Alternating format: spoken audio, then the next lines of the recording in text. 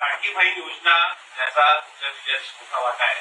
2100 रुपये जाण्याची घोषणा केली होती. तो निर्णय साधारणतः कधीपर्यंत होणार आणि दुसरं आता एक अशी चर्चा सुरू आहे की 1,500 जेव्हा दिले तेव्हा स्थिती कोणती झाली नव्हती. आता 2100 देताना स्थिती होणार अशी चर्चा आहे. त्या संदर्भात स्थिती काय असं आहे की पहिल्यांदा तर ही योजना आम्ही सुरूच ठेवणार आहोत आणि 2100 देखील आम्ही देणार आहोत. आता बजेटच्या वेळी त्याचा आम्ही विचार करू आणि शेवटी आपले सगळे आर्थिक सोर्सेस जे आहेत ते सोर्सेस योग्य प्रकारे चॅनलाइज झाल्यानंतरच आपल्याला ते करता येतं. त्याच्यामुळे ते करण्याचा निर्णय पक्का आहे.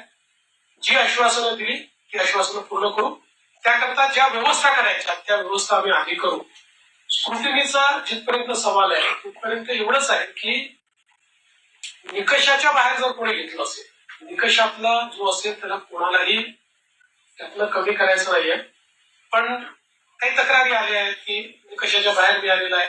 जसं आपल्याला कल्पना असेल की शेतकरी सन्मान योजना जेव्हा मोदीजींनी सुरू केली त्यावेळी पहिल्यांदा जे काही बेनिफिशियरीज होते लक्षात आलं की मोठ्या शेतकऱ्यांना देखील ते मिळालेलं आहे. मग नंतर त्यातल्या अनेक शेतकऱ्यांनी स्वतःच त्या ठिकाणी सांगितलं की आम्ही या निकषात बसत नाही.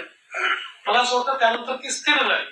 अशाच प्रकारे जर ऍपरंटली या योजनेमध्ये काही ज्यांना आपण निकष ठरवलेले आहेत त्या निकषाच्या बाहेरच्या आमच्या बहिणी मिळाल्या तर त्याचा पुनर्विचार होईल. पण सरसकट काही पुनर्विचार वगैरे करण्याचा विषय नाही.